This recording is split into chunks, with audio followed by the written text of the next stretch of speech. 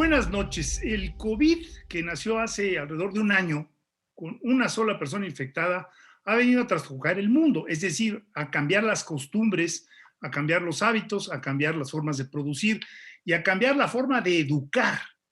Y esto ha sido una de las áreas en donde se han tenido que implementar muy diversas alternativas a distancia para proteger la salud de los niños. Y hay realmente países que lo están haciendo mejor que otros. El confinamiento era necesario, pero todo el mundo sabemos que los niños necesitan de esta convivencia, que en parte de su aprendizaje está en el aula, y creímos importante hablar de esto y de cómo está México en esto, y es para ello que hemos invitado a un especialista, alguien que le ha dedicado no solo tiempo, le ha dedicado pasión a los estudios educativos y que sabe y que nos pueda dar luz sobre cómo se ven las cosas. Blanca Heredia, buenas noches, ¿cómo estás? Muy buenas noches, Federico Carlos. Efectivamente, pues una de las medidas iniciales que tomaron los gobiernos de prácticamente todos los países del mundo frente al COVID y la necesidad de disminuir la velocidad de transmisión del virus fue cerrar las escuelas. En prácticamente todo el mundo se cerraron las actividades escolares presenciales y se instrumentaron, como bien decías, diversas modalidades de educación a distancia. En países desarrollados, mucho en línea; en el caso de países como México, combinación. Educación en línea para aquellos que tenían acceso a un equipo de cómputo, internet, etcétera, y también televisión y radio. Lo que está claro también que estamos viendo es que los costos de cerrar las escuelas han sido gigantescos, no solamente en términos de aprendizajes y de socialización de los niños y los jóvenes, sino muchos otros costos asociados. Por ejemplo, aumentos en la violencia doméstica, aumentos en enfermedades mentales, problemas de salud mental, costos muy importantes para la situación laboral y de ingreso de las mujeres. Ahora, pero esto de los niños es bien interesante porque, como decía Federico, se cerró, pero en casi todos los países desarrollados, en septiembre trataron de reanudar las clases. Y unos países con bastante éxito. Montreal, por ejemplo, ha estado abierto desde entonces. Alemania, muchos otros países europeos. En México están abiertos los bares, pero no están abiertas las escuelas.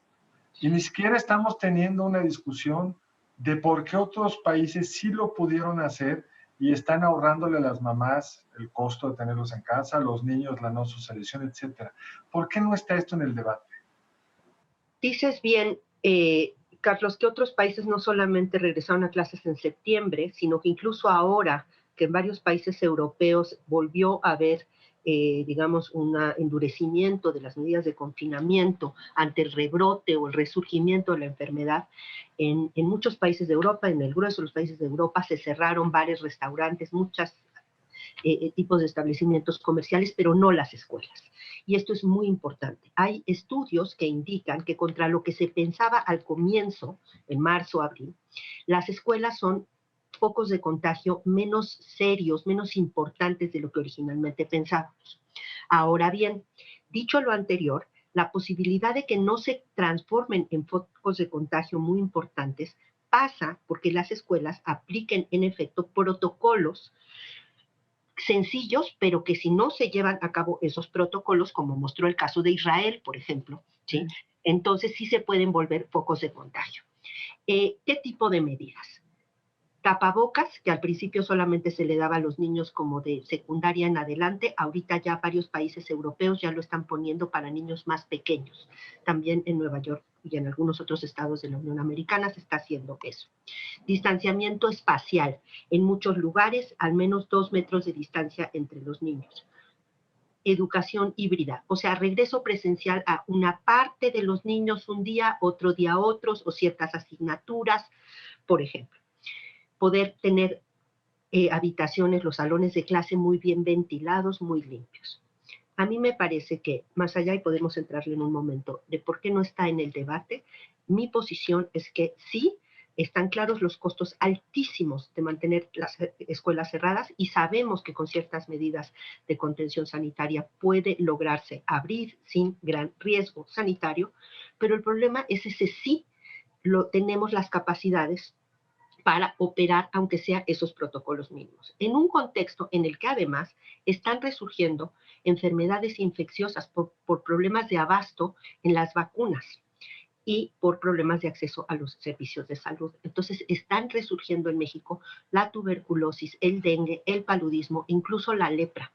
Entonces, toda la vida en la casa porque no se pueden poner...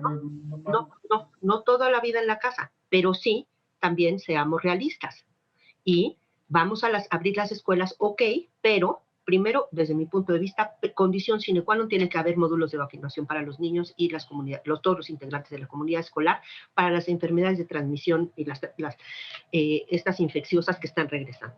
Y después asegurarnos que hay protocolos de fácil aplicación, monitoreo y efectivamente ejecutables para evitar que se nos conviertan en focos de contagio muy graves. Porque además tomemos en cuenta que a diferencia de muchos países europeos, pues nuestras tasas de infección sí son muy altas. Entonces, esto se tendría que hacer, en todo caso, pues solo en aquellas entidades o localidades donde estuviéramos en semáforo verde o amarillo. Esa sería mi posición. Además, en este año hemos aprendido mucho al final del día del virus. A mí, tú mencionaste la experiencia de Israel, que me pareció muy interesante porque ellos tuvieron una política de apertura bastante agresiva, diría yo, por un lado, pero también muy cuidadosa, incluso rígida en el otro. ¿Qué nos puedes contar de esas experiencias internacionales? Por ejemplo, la sana distancia, la puedes aplicar en niños de cierta edad, pedirles que no se acerquen, pero hay niños menores que no puedes exigirles que tengan ese tipo de comportamiento, porque Yo, perdón, todavía Blanca, son muy pequeños, ¿no? estaba viendo justo para preparar esto un artículo sobre cómo en algún estado de Estados Unidos se permitió que fuera voluntario usar tapabocas o no en las distintas escuelas. Las escuelas donde los maestros usaron tapabocas tuvieron casi cero infecciones. Fue simplemente el problema de usar tapabocas. No hicieron muchas otras cosas. Pero más allá de eso, en Bélgica, durante la peor etapa de la emergencia, podías ir a llevar a los hijos a la escuela para que estuvieran un rato socializando entre ellos, que ya sabíamos que entre niños es muy poco probable que se infecten. También no hemos discutido el tema, ¿vamos a vacunar a los niños o no? A lo que mencionabas tú, Blanca. China lo va a vacunar a los niños, otros países no quieren vacunar a los niños porque parece que lo que importa es vacunar a los maestros. De estar preocupado vacunar a la gente de más edad, a lo mejor tenemos que estar vacunando primero a los maestros para poder regresar rápido, pero hay que discutir el tema y ni siquiera está en el debate. Bueno, eso de la vacuna a los maestros es algo que proviene de los aerosoles. O sea, cuando una persona platica puede lanzar 100, 150 aerosoles. Cuando una persona está cantando o está dando un discurso, pueden ser 2.500 aerosoles. Entonces, hace mucha lógica lo del cubrebocas para el maestro que tiene que estarle hablando a un grupo. Y después algo que no hemos comentado es que también el orden, ¿no? O sea, por ejemplo, en algunos países han establecido que el lunes va Juanito, Pedrito, no sé cuántos, y ese grupo está controlado. Y el martes va a otro grupo, y el miércoles va a otro grupo. De tal manera que si llegaras a tener un brote de infección, de inmediato sabes a dónde acudir o a quiénes acudir para retener la infección, ¿no?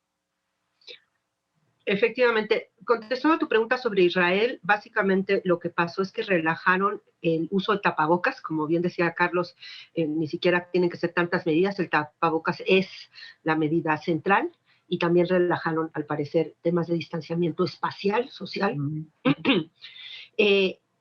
Creo que coincido contigo totalmente, Carlos, en que tendríamos que tener una discusión sobre esto. Y tenemos ya bastante datos, digamos, y bastante información con respecto a qué funciona y qué no funciona, que podría orientarnos en esa discusión.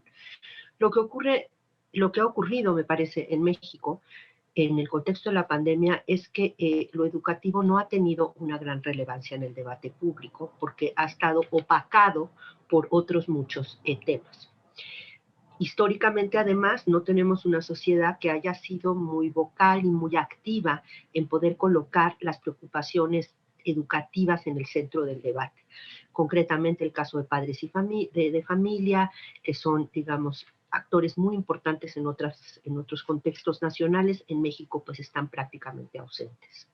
Creo que habría que impulsar ese debate y tendríamos que, además, insisto, pues acompañarlo de lo que hemos aprendido en estos meses, a un altísimo costo, pero ya sabemos todas esas cosas y podríamos aprovecharlas. Finalmente, me gustaría decir algo sobre la parte de aprendizajes como tal. Yo creo que aunque regresáramos, pudiéramos, digamos, lograr que se diera un debate y que efectivamente las autoridades, que yo creo que tienen fuertes incentivos para hacerlo, sobre todo por el lado económico, ¿sí? Estuvieran dispuestos a abrir las escuelas. Ya lo ha dicho el secretario de Educación en varias oportunidades, que la idea sería regresar en modalidad híbrida, así como tú lo decías, horarios escalonados, unos niños unos días, otros niños otros días. Creo que de todas maneras tenemos que pensar que ya en este año escolar va a haber pérdidas muy importantes. ¿Qué hacemos frente a eso? Y hay dos ideas centrales. Primero, dejar de seguir pensando que podemos abarcar todo ese currículum, todos esos planes de estudios kilométricos, extensísimos, que ni siquiera se cumplían bien en la escuela presencial. Ahora concentrarnos en lo prioritario, aquellas habilidades que son las llaves de otros aprendizajes: lectura y pensamiento aritmético. Por otro lado, creo que hay que darles libertad a los maestros, a los estudiantes y a las comunidades escolares para aprender de otra manera. Aprender por proyectos, una campaña, un programa nacional de lectura gigantesco, mucho más que pensar en que vamos a cubrir puntualmente todos los infinitos elementos que tienen los planes y programas oficiales. Porque sí creo que la cicatriz que va a dejar esto en nuestros niños va a ser terrorífica. Y para el sistema educativo, por la falta de participación de los padres y poca claridad del impacto de la educación de sus hijos del confinamiento, para las autoridades me parece, Blanca, que lo cómodo es no hacer nada. A los maestros ya les encantó, yo creo que no tener que ir a clases, no correr el riesgo de que haya un foco de infección. Si están en casa, no son su responsabilidad. Si van a la escuela, se vuelven su responsabilidad. Y como las burocracias van por la vida pateando las responsabilidades, lo más fácil es seguirnos así hasta que haya acabado la pandemia. Y por lo que estamos viendo, me temo que no hay ningún esfuerzo de regresar de la vacación de diciembre con algún tipo de plan, aunque fuera selectivo en los estados donde está menos virulenta la enfermedad, en las zonas donde hay menos congestión, donde las escuelas están menos saturadas, un programa nacional de cubrebocas para que estemos entrenados para poderlo hacer. Nada. Estamos discutiendo si hacemos bodas o no bodas. Sí, efectivamente, no sé yo, a lo mejor sí hay unos planes extraordinarios que se están a punto de anunciar, pero no tengo conocimiento de estos con respecto al regreso a clases. Con respecto a los maestros, yo nada más apelaría a un sentido, digamos, en una cierta visión de las cosas, pues sí son racionales, ¿no? Entonces, si hay alguien que no le conviene que los niños abandonen las escuelas, ¿sí? Ni siquiera porque sean muy buenas personas, sino porque se quedarían sin trabajo, es a los maestros. Entonces, me parece que este tipo de afirmaciones así generales de que nada más ellos están muy contentos sin ir a la escuela, tendríamos que revisarlos, incluso desde la perspectiva, digamos, ¿Has visto protestas de maestros? No, pero sí sé, tengo mucha evidencia anecdótica, hay que decirlo, de los maestros haciendo cosas insólitas para lograr mantener a sus niños enganchados con la escuela. Y en parte porque sí les interesan sus niños y en parte porque la verdad sea dicha, pues su empleo depende de que siga habiendo sistema educativo mexicano. No. Pero eso habrá. Lo que no depende de su calidad educativa, desgraciadamente. Si hay sistema educativo mexicano, si hay niños que vayan a la escuela, se están yendo a raudales. Sí se están yendo, pero no por eso piden trabajo los maestros. Pero el tiempo se nos acabó, lo siento, habrá que discutirlo en otra ocasión. Efectivamente. Gracias, Federico, gracias, Carlos. A ti, Blanca, al contrario, qué gusto verte. Igual.